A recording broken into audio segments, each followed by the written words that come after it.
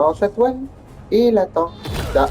Je suis quelqu'un qui est fan de vraiment beaucoup de choses. Et j'ai fait beaucoup de vidéos sur ces choses.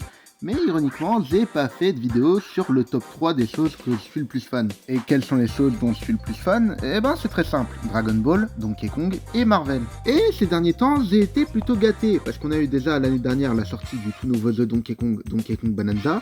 On a eu plutôt cette année l'annonce de Dragon Ball Super The Galactic Patrol. Et il y a 3 semaines, nous avons eu le tout premier trailer du tout prochain film Spider-Man, Spider-Man Brand New Day. Sachez que ça fait longtemps que je voulais faire une vidéo sur Spider-Man, et du coup, vu que le trailer est... Bon, il est sorti il y a 3 semaines, mais voilà quoi. Vu que le trailer est quand même assez récent, je me suis dit, on va enfin faire une vidéo dessus.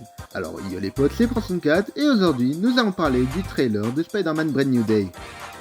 Ah, attendez, vous vous demandez pourquoi j'ai pas fait de vidéo depuis 4 mois? Ah bah, c'est ça, mais en fait, je... Avant de commencer le trailer, il faut d'abord se rappeler où en est le Spidey du MCU. Alors, la dernière fois que nous l'avons vu, c'était dans Spider-Man No Way Home, il y a 4 ans. On l'a jamais vu dans le MCU après ça, parce que parce qu'ils voulaient tout simplement pas le mettre, et pour aucune autre raison, il n'y avait pas du tout des problèmes de droit, et certains qui voulaient juste pas qu'il soit dans... Ouais. À la fin de Spider-Man No Way Home, Peter se retrouve seul, oublié de tout l'univers. Et pendant ces 4 années, il a agi en tant que Spider-Man. Alors maintenant qu'on est à jour sur les péripéties de Tom Holland, on peut maintenant commencer le trailer. Le trailer commence avec Peter qui regarde un live stream de Ned et MJ qui parlent de leur premier jour à la fac. On le voit ensuite mettre son masque et tomber en chute libre avec l'une des scènes les plus stylées que j'ai jamais vues. Je crois pas qu'on ait déjà eu un shot de comment Peter était à l'intérieur de son masque, mais je trouve que c'est franchement ultra stylé.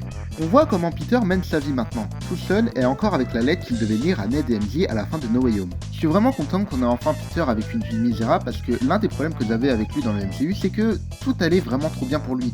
Peter doit tout le temps avoir des bons moments et des mauvais moments. Alors, je dis pas que Peter doit tout le temps avoir une vie misérable et être triste, mais l'une des choses les plus connues de Spider-Man, c'est que quand Spider-Man gagne, Peter Parker perd. On voit une scène où Peter nettoie son costume avec une blessure à la jambe, et je pense que c'est un truc parfait pour montrer à quel point Peter va mal. Un spoil de Daredevil Born Again saison 2 plus tard, et on a enfin Peter qui fonce dans l'action. On le voit en pleine course-poursuite avec un tank jusqu'à se faire frapper par le fourgon de Punisher, bien que Peter s'occupe rapidement de son cas. Je suis tellement, mais alors tellement content de voir Spider-Man comme ça. L'un des problèmes que j'avais aussi avec le Spider-Man du MCU, c'était qu'il regardait un peu trop les autres héros de haut. Peter est une personne qui a beaucoup de problèmes de colère et qui parfois peut se montrer un peu arrogant.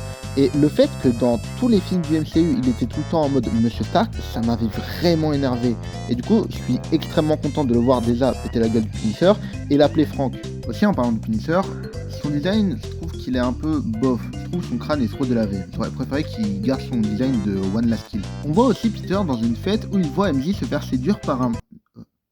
Oh non. On voit ensuite Peter s'évanouir et se réveiller dans un cocon de toile. C'est clair, quelque chose ne va pas avec lui. Il va avoir besoin d'aide. Et pour ça, il ne va voir ni plus ni moins que Bruce Banner. Ça fait franchement du bien de revoir Bruce Banner. Et on sait que ce film va être le retour de Savage Hulk. Alors comment est-ce qu'il va redevenir Hulk Savage? Eh ben, je pense que ça va juste être un peu comme le lézard. Il va probablement utiliser trop de produits radioactifs et ça va le retransformer en Savage Hulk. Quelques scènes plus tard, on voit Peter ouvrir un tank avec une vieille femme dedans. Il semblerait qu'il soit face à un ennemi qui peut changer d'eux. Pour l'instant, on ne sait pas encore qui c'est. Il y a aussi cette scène bizarre avec une personne masquée. On ne sait pas c'est qui, mais moi je sens que ça va être la personne jouée par Sadie Sink. On a enfin la toute première apparition de Scorpion dans un film Spider-Man live action qui a l'air de lui défoncer la gueule. Vous ne savez pas, ça fait depuis combien de temps que j'attendais de voir Scorpion dans un film Spider-Man. Déjà, on avait vu McGargan de Spider-Man Homecoming, et ça fait 9 ans que ce film est sorti. 9 ans qu'il utilise Scorpion et qu'on ne l'a jamais eu. C'est une dinguerie. Mais franchement, on l'a enfin, et je suis très content. Bon, par contre, son design, il est... En fait, ça fait depuis quand même très longtemps qu'on n'a plus de design de Scorpion qui font vraiment Scorpion. Je pense l'un des meilleurs designs modernes de Scorpion qu'on a eu, c'est probablement celui des jeux Insomniac, mais sinon voilà quoi. On a ensuite un enchaînement de scènes dans le Discord qui laisse place à 3 shots qui reproduisent tous une couverture de comics Spider-Man. Le premier shot fait évidemment référence à la toute première apparition de Spider-Man dans Amazing Fantasy numéro 15. Le deuxième fait référence à la couverture de Amazing Spider-Man numéro 345 avec le personnage de Boomerang qui a un design plus moderne que classique. Mais franchement, je trouve qu'ils n'ont pas fait un si mauvais taf que ça pour Boomerang. Le troisième shot reproduit la couverture de The Amazing Spider-Man numéro 134 avec Tarantula. C'est quoi ce design de merde? Alors, Tarantule, c'est pas un perso qui me tient à cœur, mais c'est quoi ce design? Il ressemble pas du tout à Tarantule. Même le design de la promo était mieux. Y a aucune couleur, y a pas le logo. On est en 2026, Marvel. Spider-Man, c'est plus le seul perso qui a droit à avoir un costume coloré, sérieux. La dernière scène nous montre la main, une organisation ninja qui combat souvent des héros street tier comme Daredevil ou Iron Fist. Ce shot m'intrigue beaucoup parce qu'on dirait que Peter évolue encore dans sa mutation et... est-ce qu'on va avoir mal Spider? On voit un Peter démasqué briser un katana dans ce qui semble être une prison, et on le voit foncer vers une dizaine de ninjas de la main. Ah non, en fait, il y en a 6. Et c'est ainsi que le trailer se finit. Alors, qu'est-ce que t'en as pensé du trailer? Eh ben, je le trouve excellent. Déjà, je n'en ai pas parlé dans la vidéo, mais la tenue de Peter est franchement magnifique. Je pense pour les degrés que c'est ma tenue de Spider-Man live action préférée. Je suis vraiment content que le Peter du MCU atteint enfin ce stade de sa vie, parce que le problème, c'est que depuis toute sa création, il y a tout le temps eu des problèmes entre Marvel et Sony, et il a été réalisé par 2 réalisateurs différents. Les Russo voulaient que ce soit un Peter bien plus expérimenté et plus responsable, tandis que John Watts voulait en faire une origin story de toute sa trilogie.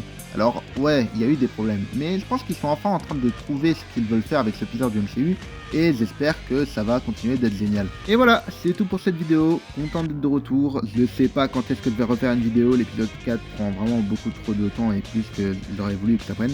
Et ouais, sinon, voilà. J'ai vraiment hâte de voir ce film et j'ai vraiment hâte de voir l'avenir du Peter du MCU. Et voilà, je pense que c'est tout ce que j'avais à dire. C'était Prince 4, à plus tout le monde.